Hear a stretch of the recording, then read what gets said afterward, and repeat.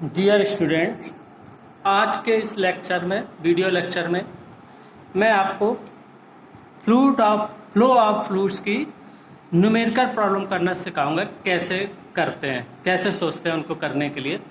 इससे पहले वाले वीडियो लेक्चर में आपका फ्लो ऑफ फ्लूइड्स का थ्योरेटिकल पोर्शन समाप्त हो गया था। जो भी था बर्नौली थ्योरम इक्वेशन के जो उपयोग थे, जैसे venturimeter, orifice plate meter, pitot tube से कैसे हम डिस्चार्ज मेजर करते हैं। तो अब उन सभी पर आधारित आपको न्यूमेरिकल प्रॉब्लम करना है। तो सबसे पहली प्रॉब्लम स्टार्ट करते हैं। यहाँ इस चैप्टर में शुरू होता है कंटिन्यूटी इक्वेशन से। ठीक है, कंटिन्यूटी इक्वेशन आपको अच्छे से एक्सप्लेन कर दिया गया है। आप सभी को पता है कैसा होता है, क्या होता है कंटिन्यूटी इक्वेशन। ठीक है, तो अब ये एक प्रश्न है कि एक पाइप की काट एक एक तथा दो दो के व्यास क्रमशः 10 सेंटीमीटर तथा 15 सेंटीमीटर हैं। यदि काट एक एक पर बहने वाले द्रव का वेग 5 मीटर प्रति सेकंड है तो पाइप में पानी का डिस्चार्ज ज्ञात कीजिए तथा काट 2 पर वेग ज्ञात कीजिए। अब मान लो ये प्रश्न है, तो इस प्रश्न को हम कैसे देखेंगे। तो 2 क्रॉस सेक्शन है, तो हम एक ऐसा पाइप बना लेंगे, टैपर पाइप, क्योंकि एक का क्रॉस सेक्शन कम है और एक का ज़्यादा है। तो एक एक पर है 10 सेंटीमीटर और दो दो पर है 15 सेंटीमीटर। तो इसका मतलब हम इसको एक पॉइंट माने, इसको 2। तो यहाँ पर डाया D1 बराबर दिया है 10 सेंटीमीटर और यहाँ पर 2 बिंदु पर दिया है डाया D2 बराबर 15 सेंटीमीटर। अब देखो, हमें डिस्चार्ज मोस्टली मीटर क्यूब पर सेकेंड में ही निकालना होता है, या फिर जो भी यूनिट सेम यूनिट हो उस पर लाना होता है। तो देखो, डाया 10 सेंटीमीटर, तो इसको हम लोग 0.1 मीटर कर लिया। इसका एरिया निकाल लिया A1 बराबर π/4 D1 स्क्वायर से। ये एरिया इसका निकाल लिया कैलकुलेशन करके। पाइप 2 काट 2 पर डाया 15 सेंटीमीटर, तो एरिया निकाल लिया हमने A2 बराबर कितना 0.0176 मीटर स्क्वायर π/4 D स्क्वायर से। तो कंटिन्यूटी इक्वेशन हम जानते हैं क्या होता है कि डिस्चार्ज Q बराबर A1 B1 बराबर A2 B2 बराबर A3 B3 and so on so constant. यानी कंटिन्यूअस इक्वेशन ये कहती है कि द्रव की सतत धारा में किसी पर्टिकुलर टाइम में प्रत्येक क्रॉस सेक्शन से गुजरने वाले द्रव का भार समान होता है। तो वो हमने प्रूफ करके निकाला था कि डिस्चार्ज भी समान होगा। अगर भार एक ही, स्पेसिफिक वेट एक ही है द्रव का, जो क्योंकि इसमें पानी प्रवाहित हो रहा है, तो इसलिए Q बराबर A1 B1 बराबर A2 B2 से हम क्या कर सकते हैं, चाहे A1 B1 से करें चाहे A2 B2 से करें। तो A1 और B1 दोनों पता है, तो उससे हम V2 नहीं पता है, तो हम डिस्चार्ज Q बराबर A1 B1 से निकाल सकते हैं। ठीक है, तो ये डिस्चार्ज निकल के आ गया Q बराबर A1 B1 जो बराबर 0.0 जो भी A1 और, ठीक है, मीटर क्यूब पर सेकेंड, क्योंकि हमें सारी चीज़ मीटर में ली है तो मीटर क्यूब पर सेकेंड आएगा। अब हमें निकालना है इस पर वेग, यानी इस क्रॉस सेक्शन पर हमें वेग निकालना है कितना होगा। तो सिंपली Q बराबर A1 B1 और A2 B2। A1 B1 पता है, A2 पता है, तो B2 बराबर निकाल लेंगे तो ये आंसर आ जाएगा इतने मीटर पर सेकेंड। तो इस तरीके से हम कोई भी क्वेश्चन जो है वो करना सोचते हैं। अब जैसे दूसरा क्वेश्चन आ गया, अब थोड़ा इससे आगे बढ़ते हैं। भाई कंटिन्यूटी इक्वेशन, फिर एनर्जीज ऑफ लिक्विड, जो फ्लोइंग फ्लूइड है उसकी एनर्जीज कौन कौन सी होती है, उस एनर्जी पर बेस्ड ये प्रॉब्लम है कि किसी पाइप में 1.8 इंटू 10⁵ न्यूटन पर मीटर स्क्वायर के दाब पर 6 मीटर प्रति सेकेंड के वेग से पानी बह रहा है। यदि पाइप के सेंटर लाइन से आधार रेखा 2 मीटर नीचे हो तो पानी का संपूर्ण शीर्ष तथा संपूर्ण ऊर्जा ज्ञात कीजिए। अब देखो, इसमें ये सोचना है कि क्या कह रहा है कि जो पाइप का केंद्र रेखा है, तो हम एक पाइप बनाते हैं कि मान लो ये पाइप बना लिया, इस पे लिक्विड फ्लो कर रहा है, तो इसकी जो सेंटर लाइन है, कोई भी हम तल माना, हमने डेटम लाइन मानी, वहाँ से 2 मीटर की दूरी पर है। तो अब हमें यहाँ पर सेंटर पर, यहाँ पर ऊर्जा निकालना है, कुल ऊर्जा। तो देखो, यहाँ से यहाँ तक की दूरी के कारण स्टैटिक एनर्जी होती है, और उसको हेड में कर देंगे तो स्टैटिक हेड होता है जो होता है Z मीटर। तो इसका मतलब क्या है कि दिया हुआ है Z बराबर 2 मीटर, क्योंकि केंद्र रेखा से, आधार रेखा माने से केंद्र रेखा जो है वो 2 मीटर ऊपर है, तो Z दिया हुआ है, तो Z बराबर 2 मीटर। और क्या दिया हुआ है, कि दाब दिया हुआ है, दाब दिया 1.8 इंटू 10⁵ न्यूटन पर मीटर स्क्वायर। तो अब पानी है तो पानी का घनत्व होता है इतना केजी पर मीटर क्यूब। तो हम इस दाब को अब प्रेशर हेड में बदलेंगे। प्रेशर हेड बराबर क्या होता है, P अपॉन स्मॉल w और P अपॉन रो इंटू जी। तो P बराबर P अपॉन स्मॉल w और स्मॉल w बराबर चूंकि होता है रो जी।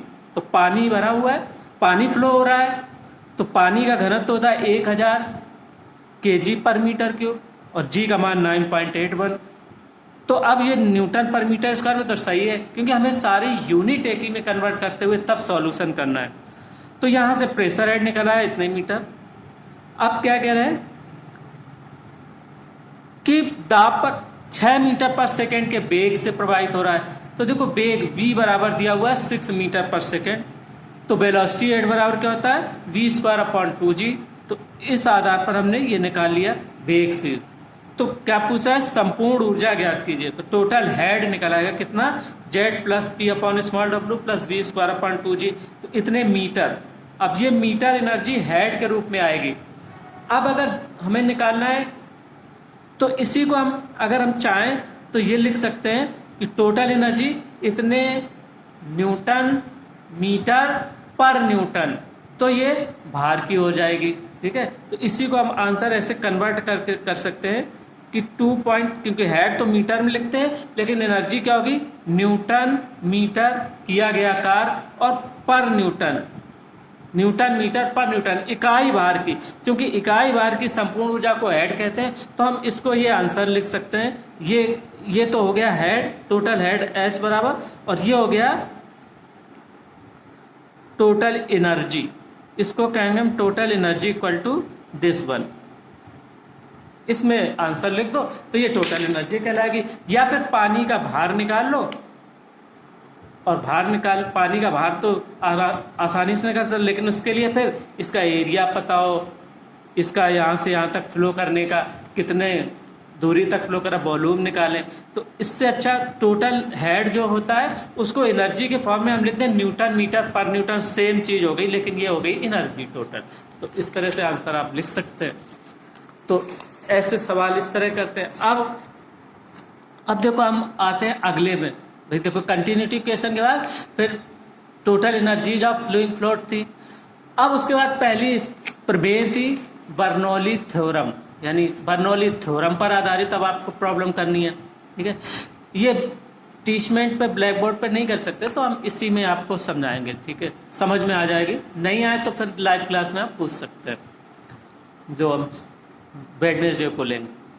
अब जैसे क्वेश्चन तीसरा है, एक सुंडाकार मीन टैपर्ड क्षैतिज पाइप यानी हॉरिजॉन्टल पाइप है, टैपर्ड हॉरिजॉन्टल पाइप में 60 लीटर की दर से डिस्चार्ज होता है। 60 लीटर पर सेकेंड की दर से डिस्चार्ज होता है। पाइप के प्रवेश पर व्यास 25 सेंटीमीटर तथा निकास पर व्यास 15 सेंटीमीटर है, ठीक है। अब जो दिया वो नोट करते चलना। यदि पानी 100 किलो पास्कल के दाब पर पाइप में प्रवेश करता है तो ज्ञात कीजिए कि किस दाब पर पानी का निकास होता है। यानी हमें निकास पे पूछ रहा है कि प्रेशर पूछ रहा है। तो इसका मतलब क्या है कि दो क्रॉस सेक्शन पर, इनलेट पर और आउटलेट पर, यानी प्रवेश पर और निकास पर हमें बर्नौली थ्योरम लगाना है। अब इसके लिए देखो क्या करें, जो चीज़ दी हो पहले वो नोट करेंगे। सबसे पहले चीज़ है कि डिस्चार्ज दिया हुआ है लीटर पर सेकेंड, और लीटर पर सेकेंड को हम करेंगे मीटर क्यूब पर सेकेंड में, क्योंकि एरिया मीटर में लेंगे और जो भी दाब जो है न्यूटन पर मीटर स्क्वायर में लेंगे, इसलिए इसको भी मीटर क्यूब पर सेकेंड में कन्वर्ट करेंगे। तो 1 litre equal to 10⁻³ metre cube पर सेकेंड। तो 60 लीटर है तो 60 इंटू 10⁻³ 1 लीटर इक्वल टू 10⁻³ -3 10⁻³ यानी 1 लीटर बराबर 10⁻³ मीटर क्यूब, ठीक है। तो इसके आधार पर हमने ये मीटर क्यूब पर सेकंड बदल लिया। अब देखो क्या क्या दिया हुआ है कि प्रवेश पर व्यास 25 सेंटीमीटर, तो डायड इसको हम प्रवेश पे D1 मान लें। तो D1 बराबर 25 सेंटीमीटर, तो एरिया निकल आएगा A1 और π/4 d स्क्वायर से, यानी π/4 25 स्क्वायर, ये सेंटीमीटर स्क्वायर में निकलेगा, तो हम इसको मीटर स्क्वायर में बदल देंगे तो ये आ जाएगी वैल्यू। ठीक है, इसी तरीके से अब P1 दिया है 100 किलो पास्कल, किलो पास्कल को हम पास्कल में बदलेंगे, तो क्या करेंगे 1000 से और मल्टीप्लाई करेंगे, तो ये हो गया 10⁵ न्यूटन पर मीटर स्क्वायर, क्योंकि न्यूटन पर मीटर स्क्वायर को ही क्या कहते हैं, न्यूटन पर metre square equal to pascal, इसी को कहते हैं 1 किलो न्यूटन 1 न्यूटन पर metre square equal to 1 pascal. तो ये किलो पास्कल है, तो 1000 का और मल्टीप्लाई होगा, तो 1000 ये तो 10⁵ हो गया। अब बेग नहीं पता है, तो मान लो कि बेग है V1। अब निकास पर D2 दिया हुआ है, A2 दिया हुआ है, D2 दिया हुआ है, तो A2 निकाल लेंगे, जैसे A1 निकाला था वैसे π/4 D2 स्क्वायर से। अब P2 ज्ञात करना है, और बेग माना कि V2 है, बेग भी अभी नहीं पता। अब देखो एक चीज दी हुई है डिस्चार्ज Q, और A1 A2 एरिया दिए हुए दोनों के, तो हम दोनों पर यानी प्रवेश पर और निकास पर दोनों पर हम बेग ज्ञात कर सकते हैं। कैसे, कंटिन्यूटी इक्वेशन। अब देखो कंटिन्यूटी इक्वेशन आगे के जितने भी होंगे सब में बीच बीच लागू होगी, और उससे आगे की जब प्रॉब्लम करेंगे तो बर्नौली थ्योरम भी लागू होगी बीच बीच। तो ये दोनों में सबसे ज्यादा उपयोग होती है फ्लो में। तो Q बराबर A1 V बराबर A2 V2 से V1 निकाल लिया Q/A1, ये निकाल लिया इतने मीटर पर सेकेंड। V2 निकाल लिया Q/A2 से, तो ये वैल्यू रख दी जो भी दी हुई थी। इसके बाद ये V2 निकल आया।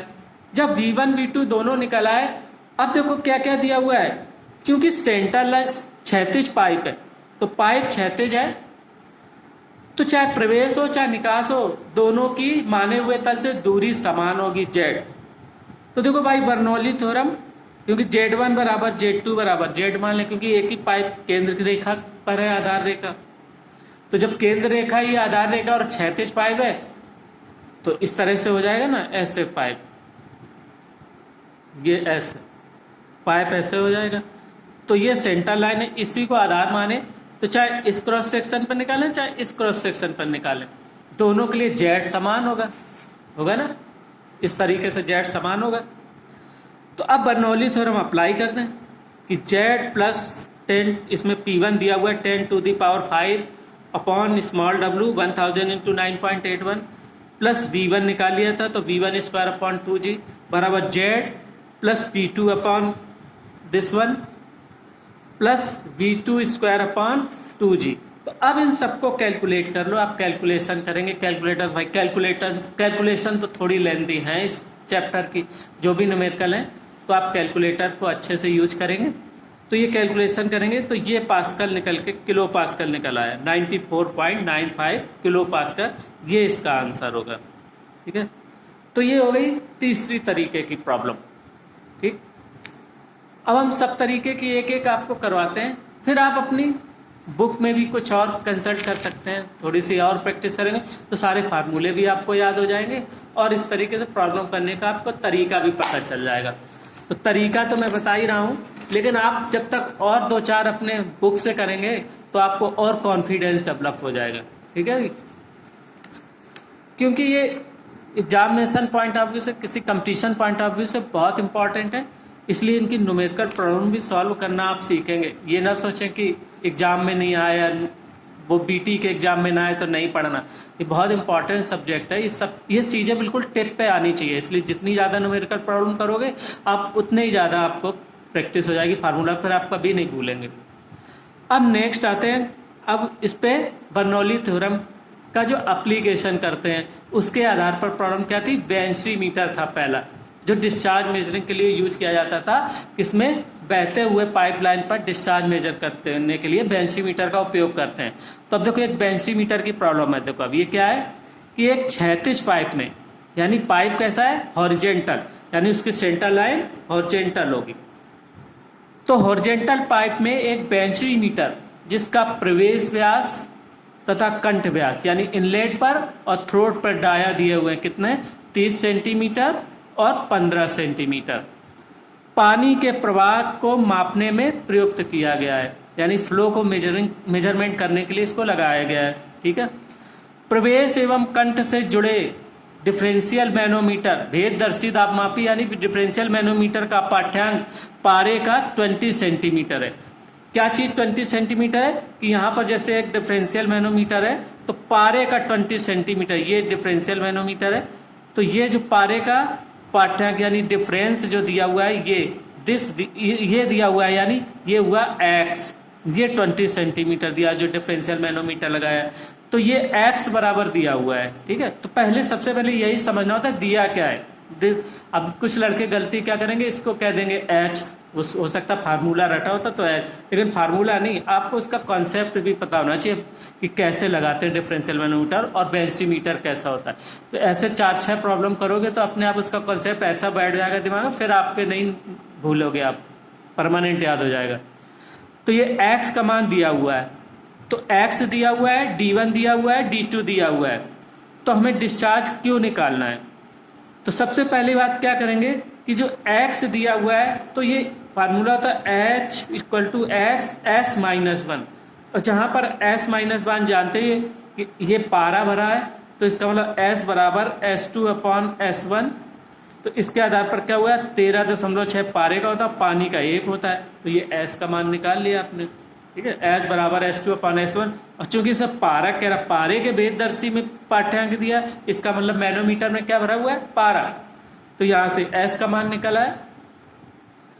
तो अब A1 A2 पता है और g कांस्टेंट होता है, तो हम बेंचमापी का कांस्टेंट k बराबर A1 A2 √2g upon √A1² - A2² से हम k का मान निकाल लेंगे। अब देखो मीटर का मान c का मान दिया हुआ है, मीटर कोएफिशिएंट c दिया हुआ है, तो हम क्या करेंगे q = c के √h, q = c के √h से ये वैल्यू जब रखेंगे तो डिस्चार्ज मीटर क्यूब पर सेकंड में आ जाएगा। बस ये ध्यान देना है कि यूनिट एक ही रखना है, कि जैसे हमने सेंटीमीटर दिया तो मीटर में बदल लिए। ठीक है, ये सेंटीमीटर में था तो इसको h का मान हमने मीटर में ही निकाला, पहले तो x सेंटीमीटर को मीटर में बदल लिया तो ये अपने आप मीटर में मान आ जाएगा। तो ये इस चीज़ का विशेष ध्यान रखना है आपको कि यूनिट कैसी दी हुई है। ठीक है, उसी के आधार पर आपको ये चीज़ आपको समझनी है और करनी है। ठीक है जी, अब देखो ऐसे और आगे बढ़ते हैं और प्रॉब्लम देखते हैं। अब मान लो ये प्रॉब्लम है किसकी, 15 सेंटीमीटर व्यास वाली पाइपलाइन में पानी 60 लीटर पर सेकेंड की दर से प्रवाहित हो रहा है। ये बेंचीमीटर की एक दूसरे तरीके की प्रॉब्लम। अब देखो इसमें 3 तरीके से पूछ सकते हैं, या तो इस पारे का पाठ्यांक पूछ सकता है, या पारे का पाठ्यांक दिया हुआ डिस्चार्ज पूछ सकता है, या डिस्चार्ज दिया हुआ तो किसी अननोन का डाया पूछ सकता है। ऐसे 3 तरीके से बेंचीमीटर के प्रॉब्लम हो सकती हैं। ठीक है, तो अब ये देखो इसमें क्या पूछ रहा है, इसको समझना है कि एक 15 सेंटीमीटर व्यास वाली पाइपलाइन में पानी 60 लीटर पर सेकेंड की दर से प्रवाहित हो रहा है। तो सबसे पहले डिस्चार्ज दिया हुआ है क्यू, और क्यू लीटर पर सेकेंड में दिया है तो इसको मीटर क्यूब पर सेकेंड में बदल लेंगे। इस पाइपलाइन में एक क्षैतिज बेंचीमीटर लगा हुआ है, क्षैतिज से मतलब है कि Z1 Z2 बराबर होंगे, जिसके कंठ का व्यास यानी थ्रोट का डाया दिया हुआ है। ज्ञात कीजिए कि बेंचीमीटर के गेज में पारे के स्तंभ के पदों में कितना डिफरेंस ऑफ प्रेशर हेड नपेगा, यानी हमें क्या नापना है, प्रेशर हेड डिफरेंस निकालना है पारे के मैनोमीटर में, यानी ये चीज़ निकालनी है। और कोएफिशिएंट ऑफ बेंचीमीटर का C का मान 1 मान है। तो अब देखो जो जो दिया हुआ है आप नोट करें। पहले सबसे पहले क्या दिया हुआ कि प्रवेश का क्षेत्रफल A1 बराबर निकाल लिया, और बेंचीमीटर के कंठ पर काट का क्षेत्रफल A2 बराबर निकाल लिया, A1 A2 दिए थे।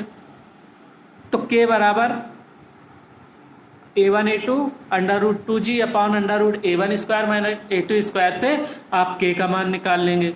अब Q बराबर 60 लीटर पर सेकेंड दिया है तो हमने कहा था इसको मीटर क्यूब पर सेकेंड में बदलना, 10⁻³ को मल्टीप्लाई कर दें। C बराबर 1 दिया हुआ है, तो अब फार्मूले में मान रखेंगे तो हम यहाँ से क्या है अननोन H का मान निकाल लेंगे। तो H बराबर हो जाएगा Q² अपॉन CK का स्क्वायर। तो ये वैल्यू रख दिया, तो ये पानी का स्तंभ आया। अब पानी चूंकि जो भी आता है वो पानी के स्तंभ में कन्वर्ट करते हैं। अब मान लो पारे का स्तंभ x सेंटीमीटर है तो H बराबर X और S माइनस 1 वही S और S बराबर S2 अपॉन S1। 13.6 पारे का होता है, 1 पानी का होता है। तो 13.6 अपॉन 1 से ये X का मान निकल आएगा। यही आंसर पूछा था कि X व्हाट इज X, ठीक है। तो ये X का मान निकला कि पारे का पाठ्यांक। अब देखो तीसरे तरीके के इसमें और भी प्रॉब्लम हो सकती है। हो सकता है किसी एक चीज का डाया पूछ ले कि थ्रोट का डाया ज्ञात कीजिए, डिस्चार्ज भी दिया हुआ, पारे का अंतर भी दिया हुआ, A1 दिया हो, तो बाकी A2 भी पूछ सकता है। तो ऐसी 3 चीजें होती हैं जो कि पूछ सकते हैं, या बाकी सारी चीजें दी हो तो हो सकता है C का मान पूछ ले। तो कोई भी हो, आपको फंडामेंटल ऐसे चलना है तो आप कोई भी अननोन चीज है आप वो निकाल सकते हैं आसानी से, ठीक है भाई। अब ऐसे ही अब नेक्स्ट आती है जैसे ऑरिफिस प्लेट मीटर। तो ऑरिफिस प्लेट मीटर भी कैसा है, इसका भी सिद्धांत बेंची मीटर की तरीके से ही है। तो जैसे बेंची मीटर से प्रॉब्लम सॉल्व करते हैं वैसे हम ऑरिफिस प्लेट मीटर से भी सॉल्व कर सकते हैं। तो हम क्या कर रहे हैं, देखो ये सवाल है कि पानी की स्वतंत्र सतह से 2 मीटर नीचे किसी नहर में पानी का प्रवाह ज्ञात करने के लिए पिटॉट ट्यूब लगी है। अब पिटॉट ट्यूब से क्या निकलते हैं, ओपन चैनल से वेलोसिटी। तो अभी नहर है तो नहर है, ओपन चैनल है। यदि पिटॉट नली में पानी स्वतंत्र से 300 mm ऊपर चढ़ता है तो प्रवाह की गति क्या होगी। तो देखो भाई पिटॉट ट्यूब क्या होता है, इसमें देखो क्या दिया हुआ है, एक तो स्वतंत्र तल से जो ऊपर पानी का लेवल होता है उसको स्मॉल एच कहते हैं, ये दिया हुआ है। तो सीधे सीधे आप ये निकाल सकते हैं V बराबर √2G है। तो इसमें कोई ज़्यादा प्रॉब्लम नहीं है, बस इस ऐसे ध्यान रखेंगे कि ये तो होता है। अब इसमें कुछ कभी कुछ और भी दिया हो तो अभी तो सिर्फ ये दिया हुआ है, ये H बराबर ये 300 mm दिया हुआ है ना। तो ये तो सीधे सीधे निकल आएगा, कोई दिक्कत नहीं है। अब आती है एक ऑरिफिस प्लेट मीटर, उसके आधार पर आपको प्रॉब्लम करनी है ना। कि एक ऑरिफिस प्लेट में 100 mm व्यास का छेद है। कि ऑरिफिस प्लेट क्या होता है कि किसी पाइप में ऐसे एक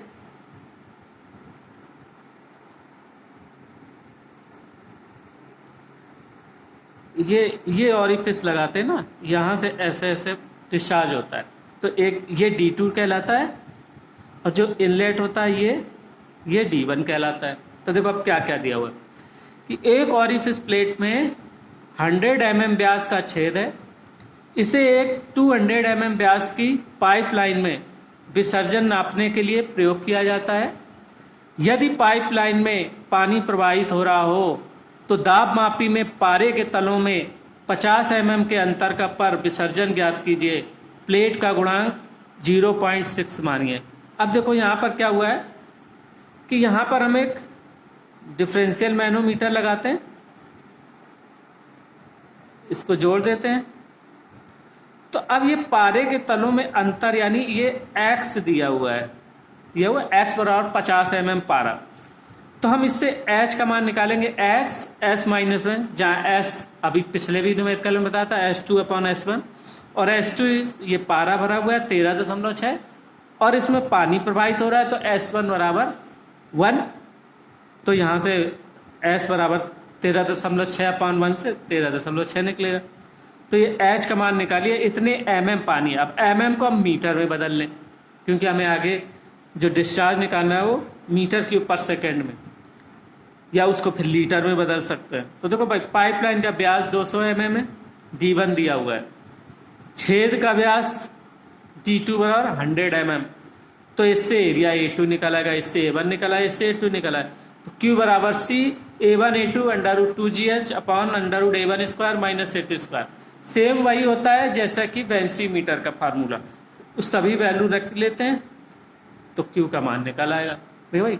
तो चाहे बेंची मीटर हो, चाहे ऑरिफिस प्लेट मीटर हो, चाहे पिटॉट ट्यूब हो, चाहे बर्नौली थ्योरम हो, चाहे इसमें कंटिन्यूटी इक्वेशन हो, इन्हीं पर बेस्ड प्रॉब्लम होती है। तो इन्हीं पर बेस्ड आप एक एक और अपने तरफ से कोशिश करेंगे करने की, तो आप जो है वो सारी चीज़ें आपको क्लियर हो जाएंगी। अब देखो यही पिटॉट ट्यूब की एक और प्रॉब्लम है, ये है कि एक नीचे पनडुब्बी है, उसमें यू पिटॉट ट्यूब लगा है और यू नली में पारा दाब मापी की 2 भुजाओं से जोड़ा जाता है।